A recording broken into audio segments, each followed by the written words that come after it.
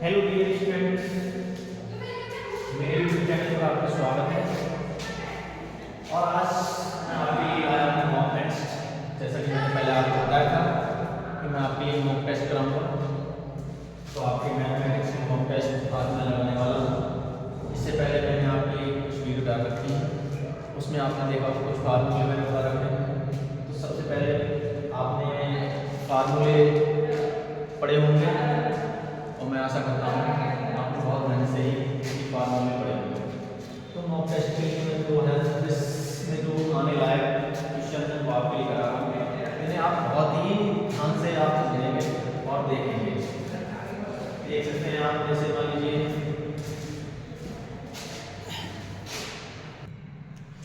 तो सबसे पहले हम ऑब्जेक्टिव। देखो आपके पेपर में सबसे पहले आपको भी पता है, सबसे पहले हमारे जो होते हैं एमसीक्यू वो 20 नंबर के होते हैं। अगर हमारे वो 20 नंबर अच्छे हो जाएं तो बहुत ही अच्छा रिजल्ट हमारा बन जाता है। तो सबसे पहले मैं आपको एमसीक्यू करा रहा हूँ और उनको बहुत ही ध्यान से समझेंगे और देखेंगे। और जहाँ तक उम्मीद है आपके एमसीक्यू ये आने लायक है। और ऐसे काफ़ी मैं मॉक टेस्ट लगाऊंगा जो आज जैसे आज लगा रहा हूँ। ये आपका पहला ही वाली मॉक टेस्ट आपका फर्स्ट है, पहला आज लगा रहे हैं। तो देखिए जैसे मान लीजिए मेरे पास अनसॉल्व है, आपके पास भी होगा अनसॉल्व। मेरे हिसाब से तो आप सभी को करना चाहिए बहुत अच्छे से। तो मान लीजिए पहला क्वेश्चन मैं आपके लिए यहाँ पर बता रहा हूँ। इसमें दे रखा है साइन ए बराबर 3/5 हो तो ये कह रहे हैं हो तो cos a का मान हमसे पूछे। तो इन सवालों में आपने पढ़ी त्रिकोणमिति आपको पढ़ाई गई होगी, तो उसमें सब कुछ बताया गया होगा। तो सबसे पहले हम इसमें क्या करते हैं, ट्रायंगल बनाते हैं, त्रिभुज बनाते हैं। क्योंकि cos a का मान हम ऐसे नहीं निकाल सकते। और जहाँ तक फार्मूला भी होता है अंडर रूट वाला होता है, दो तरीके बताऊंगा, दोनों में आपको जो अच्छे लगे वैसे आप कर सकते हैं। एक ट्रायंगल वाला होता है जो हमें डायरेक्टली याद होना चाहिए। मान लीजिए ए बी सी को मान, और साइन होता है लंब बटे कर्ण। अगर आपको याद हो साइन थीटा क्या होता है, लंब बटे कर्ण। कुछ फार्मूले रहे हैं आप इनको याद करें। तो लंब देखिए, ये लंब होता है, ये आधा, ये कर्ण। भुजाएं बड़ा विशेष ध्यान रखें इन चीजों का। तो लंब हमारा 3 है बटे कर्ण हमारा 5। अब इसके लिए पाइथागोरस की विधि होती है, कर्ण का स्क्वायर बराबर लंब का स्क्वायर प्लस आधा का स्क्वायर। तो आप चूंकि एमसीक्यू में ध्यान मतलब बहुत समय लगेगा, तो अपने माइंड में ही हमको आना चाहिए। देखो 5 का वर्ग होता है 25, 3 का वर्ग होगा माइनस हो जाएगा, तो हमारे पास बचेगा यानी 9 बचे 16 यानी 4। तो डायरेक्टली 4 आ गया आपका। अब हमको करना है कॉस आप जानते हैं, आपने लाल बटे कर्ण का फार्मूला बड़ा होगा, उससे हम देखते हैं कॉस क्या होता है, आधार बटे कर्ण। तो बेसिकली आप आधा आपका 4 कर्ण आपका 5, आंसर हो जाएगा 4/5। और ये आपका एमसीक्यू का पहला क्वेश्चन बहुत ही बेहतरीन तरीके से मैंने आपको बताया। और एक उसका शॉर्ट तरीका और होता है, अगर हम ये नहीं बनाना चाहते हैं बिल्कुल मत बनाओ। एक फार्मूला होता है, उसके लिए आपको फार्मूला याद कर देगा, साइन के मान cos को आप cos ले लो। एक फार्मूला cos a बराबर under root 1 minus sine square a। इसमें आपको इस जरूरत नहीं पड़ेगी, इसमें क्या होगा डायरेक्टली आंसर आ जाएगा अंडर रूट 1 ऐसा ही माइनस साइन स्क्वायर a, यानी कि साइन का मान आपका 3/5 है, 3/5 लगाया स्क्वायर करना है, हमने स्क्वायर कर दिया। अब आप जानते हैं cos a बराबर रूट कितना है, रूट 1 ऐसे गया माइनस 3 का 9, 5 का 25। तो यहाँ पर ऐसे लेके 25 से कम 25 में 9 हटा दोगे, ऊपर 16 नीचे 25, 16 का 4 का होता है, 25 का 5 होता है, तब भी याद कर लेते 4/5 ही आंसर है।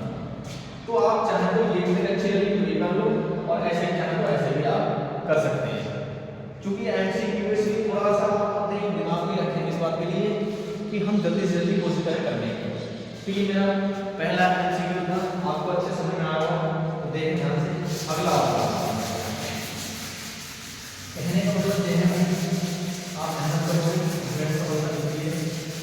आप देखिए अगला एमसीक्यू मैं आपको बता रहा हूँ।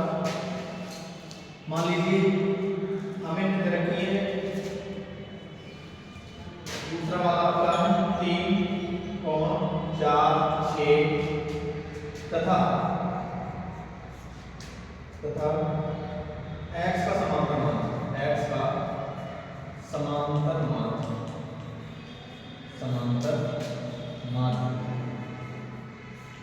समांतर मान दे रखा है, मान लीजिए भाई 5। तो x का मान कौन सी x का मान पूछ रहे हैं। अब ये आपका पहुंच गया भाई, आगे जो एक्सरसाइज आपकी आगे क्लास में उसका है समांतर मान निकालने का। तो बहुत ही सिंपल से होते हैं, वैसे कर लो सारणी वाले लगाते हैं, हम क्या लगाता है, ये बहुत इजी होता है। इसके लिए फार्मूला को याद रखना चाहिए। इसलिए देखो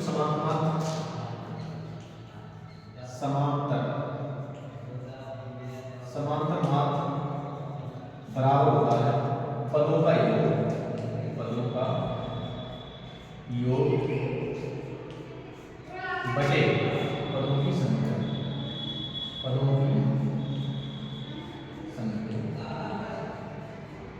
देखिए अब समांतर माध्य हमारे लिए 5 दे रखा है, आप यहाँ 5 पदों का योग। अब हमें इनका योग करना है, 3 + 4 + 6 और प्लस का x। संख्या कितनी होगी भाई?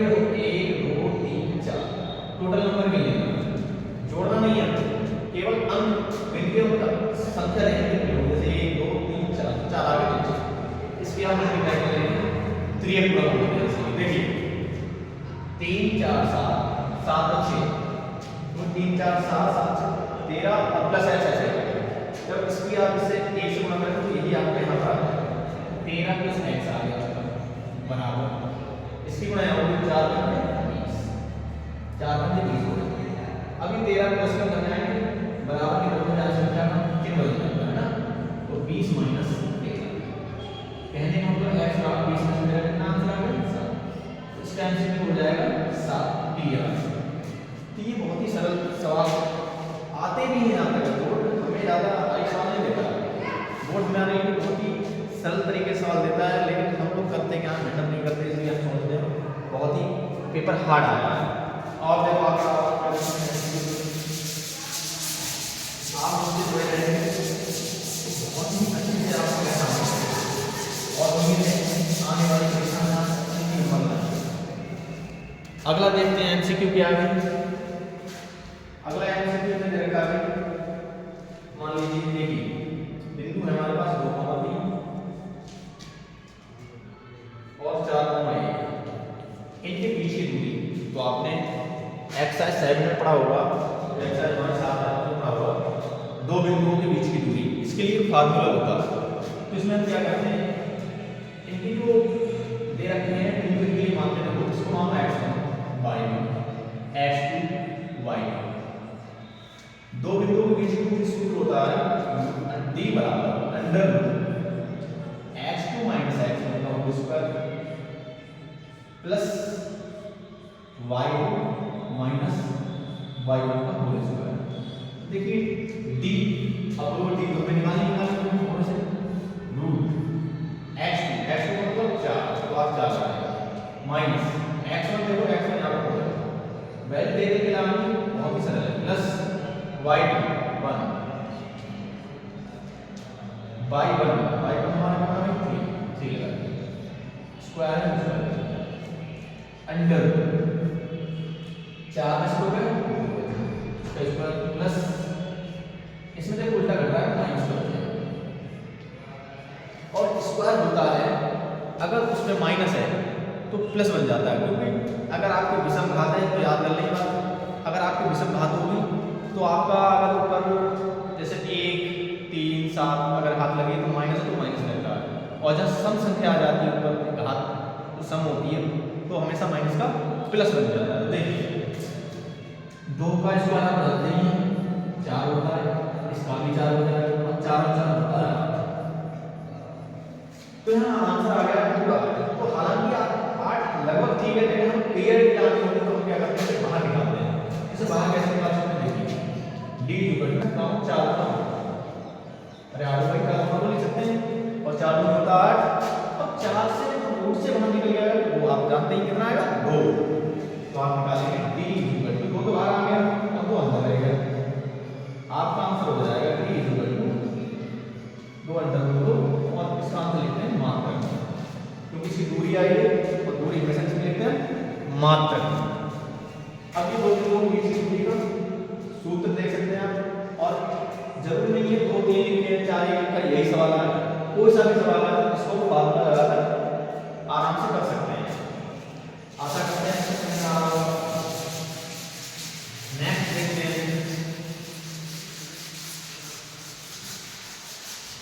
आप जुड़े रहें और हम आपके लिए कराते हैं। अगला एमसीक्यू देखते हैं। अगर आपको वीडियो अच्छी लगी तो प्लीज कमेंट में जरूर बताइएगा। देखिए अगला एमसीक्यू दे रखा है, अगला एमसीक्यू ने दे रखा है x² माइनस 2kx माइनस 6 बराबर, और इसमें हमने देखा है कि इसका एक का एक 3 है, तो हमें भाई k का मान पता, k का ऐसे सवाल बहुत ही इजी सवाल होते हैं जो हम देखकर ही लगा सकते हैं इसका आंसर, लेकिन मैं आपको इसलिए करा के चल रहा हूँ आप इसे ध्यान से समझें और अपना एमसीक्यू एकदम अच्छे से लगा कर, उसमें आपको कुछ नहीं करना है। इस जो इक्वेशन दिख रही है आपको यहाँ पर, मैंने 3 दे रखा है, आप एक्स ही आपको कर दो, आपका के का आंसर आ जाएगा।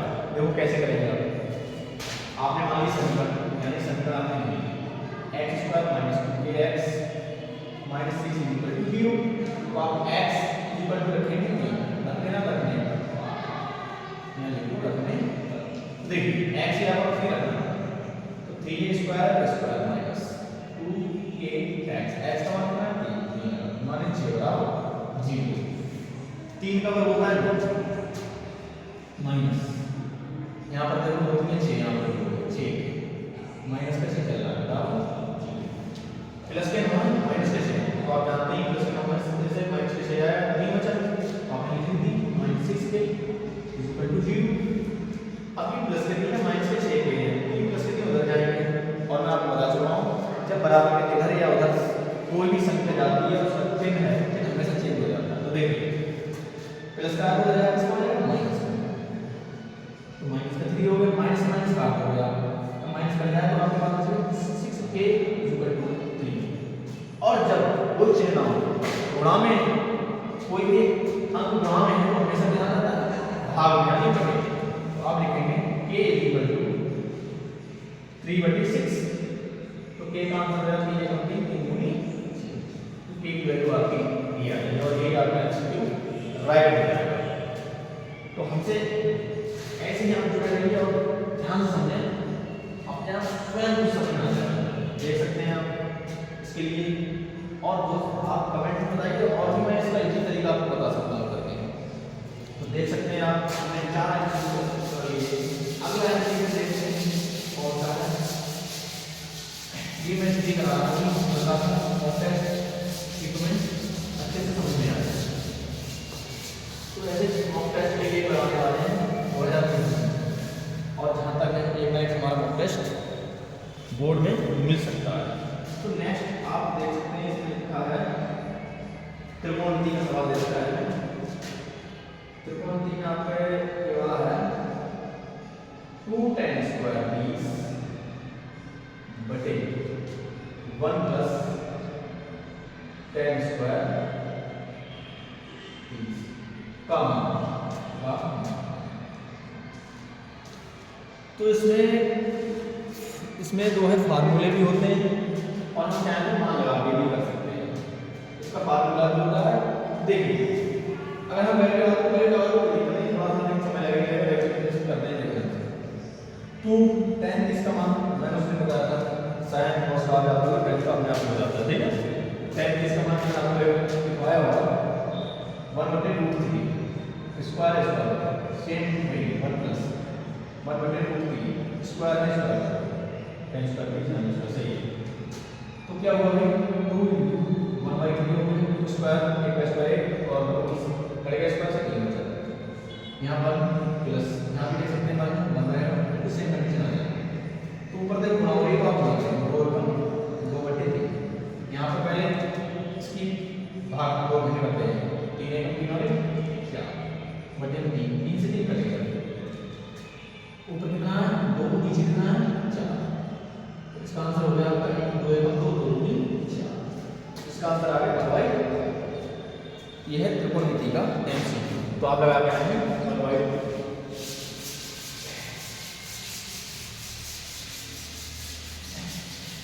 हमारे लिए और ऐसे ही उनको पूरा मॉक टेस्ट लगा देना। अगला क्वेश्चन देखते हैं। अगला क्वेश्चन है भाई कि 10 व्यक्तियों के भार आप समझ लें 10 व्यक्तियों के भार का समांतर मान 45.6 किलोग्राम है तो उनके भारों का योगफल क्या होगा। हमसे इन्हें ये पूछा है भाई। तो देखिए 10 व्यक्तियों का भार दिया है तो मास का एक साइड में आपको और भी रास्ता होगा तो वही सवाल है मुझसे। तो इन्हें मान दे रखा है समांतर मान लिख लो आप ठीक है ना समांतर मान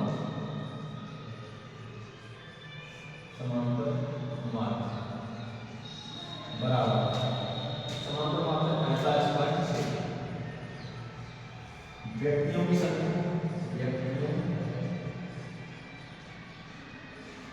की संख्या 10 पूछा गया है तो उनका भारों का योगफल बहुत ही सवाल हो गया हमारे पास जो कोई भारों का योगफल और उसमें सूत्र क्या था माध्य बराबर है माध्य हमारा कितना 45.6 माध्य बराबर पदों का योग वो कह रहा है भारों का योग भार का योग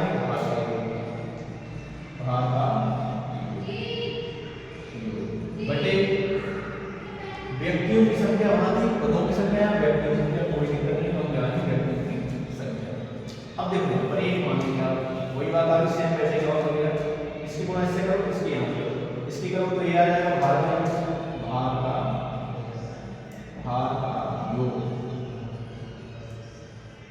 बराबर इसकी यहाँ बराबर 45.6 की गुणा आपको इससे करना है। आप जानते हैं पॉइंट रहेगा तो नीचे पड़ेगा तो हम यहाँ काटते हैं हमारे पास कितना होगा 500 या 456 और ये हमारा एमसीक्यू में करेक्ट आंसर हो जाएगा।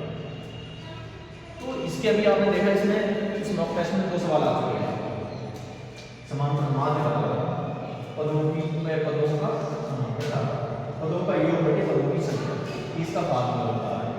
तो आप मैं जितने भी हमारी किताबें हैं सब फार्मूले याद रखें क्यों फार्मूले से ही हम सवालों को आगे कर सकते हैं अन्यथा इसका और कोई इलाज नहीं है। तो इस तरह फार्मूले याद रखें सवाल करते हैं फार्मूले हर एक सवाल का फार्मूला और अपने आप आपके लिए याद हो जाएगा। उसके बाद देखते हैं अगला एमसीक्यू देखते हैं। अगला एमसीक्यू हमने दे रखा है ये हमसे कह रहे हैं कि एक संख्या है 7 × 11 × 13 × 15 और +15। तो हमसे ये कह रहे हैं कि संख्या कैसी संख्या होगी भाज्य होगी अभाज्य होगी सम होगी विषम होगी। तो सबसे पहले वीडियो मैंने बनाई थी उसमें मैंने आपको बताया कि सम विषम क्या होती है भाज्य कैसे होती। तो देखिए पहले हम इसको हल करते हैं कि हमारा आंसर कैसा निकलता है। पहले हम आंसर निकालते हैं उसके बाद आपको बताते हैं। देखो यहाँ पर सबसे लास्ट में प्लस के बाद केवल क्या है और प्लस से पहले बनता है। तो आप जानते हैं सब सेम चीज होती है प्लस या माइनस का उससे कॉमन लिया जाता है तो आप कॉमन लेंगे जब ये दोनों यहाँ से कॉमन चले जाएंगे यहाँ कुछ नहीं बचता है 1 बचेगा तो आप कॉमन ले लेंगे 7 वचन 11 वचन 13 वचन 1 वचन और प्लस 1 तो ये कॉमन आ गया। तो हमारे पास कितना होगा भाई 15 नहीं गुणा करो 4 7 है ना, और 13 1 13 ही चल जाएगा, 13 1 13 प्लस का अपन चल रहा है 15 इंटू इसकी यहाँ गुणा करो इसे देखो 13 7 91 होता है, 91 का 1 यहाँ से लगे, फिर 13 7 91 और 9 पूरे हो गए 100 और प्लस का है इनको ऐड कर 15 100 कितना हो गया 1000 को 15 को 30 तो 30 के 30 आए हैं 9 आएंगे 9 में 0 15 0 का 0 15 1 15,030 इसका आंसर आया। और लास्ट में डी हुआ जीरो बता चुका हूं कई संख्याओं की कैसी होती है सम संख्या, आप लिखेंगे सम संख्या, सम संख्या यही आंसर होगा इसका, ये आंसर हुआ। तो कहने का मतलब आप इसी प्रकार ध्यान से सवाल देखते रहें और मेरे साथ जुड़ते रहें, लेकिन आपको सरल से सरल तरीका और बताऊंगा, जरूर मुझे बताया करो कि सर थोड़ा और सरल तरीके से बताओ या मेरी आवाज़ नहीं आ रही हो, वो भी आप कमेंट कर दिया करो, तो मैं आपके लिए बहुत ही सरल तरीके से सवाल बताऊंगा। तो आपको हमारी वीडियो कैसी लगी और इसके आगे भी और सवाल हैं, थोड़ी वीडियो ज़्यादा बड़ी हो जाएगी इसलिए मैं आगे अगली वीडियो में आपको बता दूंगा। तो प्लीज़ अगर आपको वीडियो और मेरा तरीका बताने का सही लग रहा है तो लाइक और शेयर कर दिया करो, बस इतना ही है।